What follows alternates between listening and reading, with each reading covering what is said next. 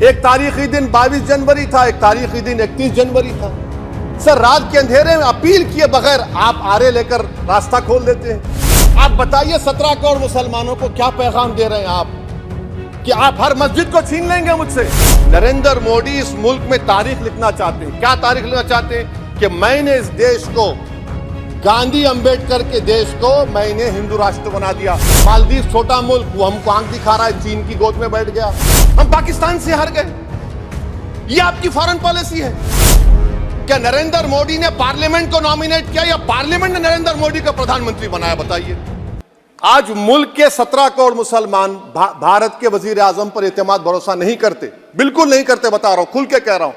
अगर आप आर्टिकल 32 का ड्यू प्रोसेस ही खत्म कर देंगे तो फिर मेरे पास क्या बचेगा सर?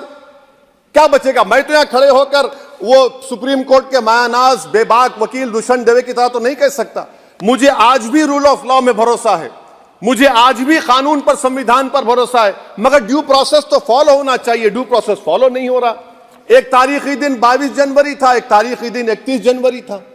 सर, रात के अंधेरे में अपील किए बगैर आप आरे लेकर रास्ता खोल देते हैं। क्या पैगाम दे रहे हैं सर? 600 साल की मेहरौली की मस्जिद को बगैर को नोटिस दिए आपने डिमोलिश कर दिया। मैं जिम्मेदारी के साथ कह रहा हूं कि भारत के प्रधानमंत्री और उनकी सरकार भारत के मुसलमानों से उनकी शनाख्त को छीनना चाहते हैं। ख्वाजा अजमेरी के आस्थाने पर चादर बिछाइए, मगर आप जो चादर मुझसे छीनना चाह रहे हैं, मेरी मस्जिद है। आप हर मस्जिद को छीनना चाहते हैं। आप बताइए 17 करोड़ मुसलमानों को क्या पैगाम दे रहे हैं आप कि आप हर मस्जिद को छीन लेंगे मुझसे? फिर मेरा वजूद किस माने रखता है? मेरा शनाख्त क्या माने रखता है?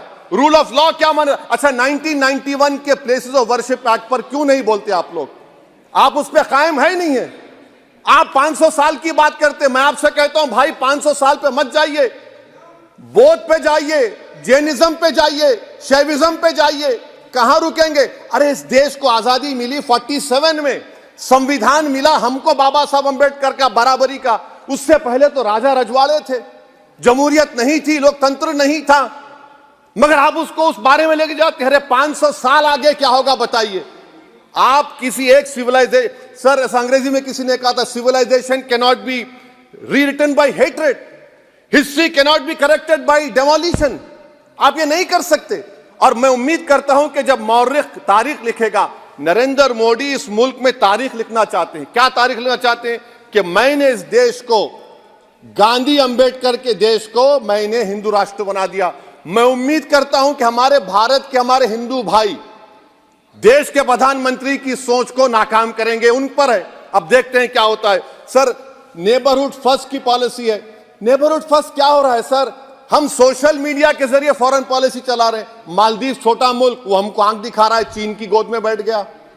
हमारे लद्दाख में हमारे जो लोग जानवर को लेकर घास चराए जाते, वहां पर चीन की आर्मी आके रोक रही। बताइए, बांग्लादेश चीन की गोद में बैठा हुआ है।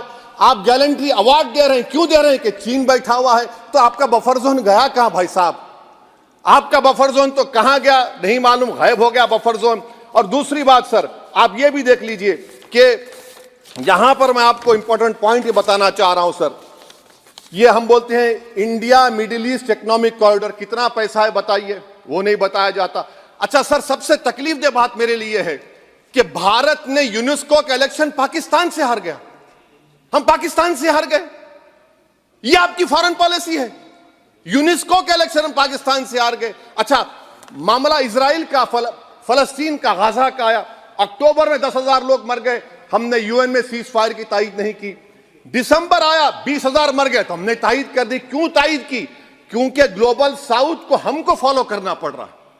भारत ग्लोबल साउथ को फॉलो कर रहा है। मेरे लिए तकलीफ दे बात है। यह आपकी नाकामी का बहुत बड़ा सबूत है।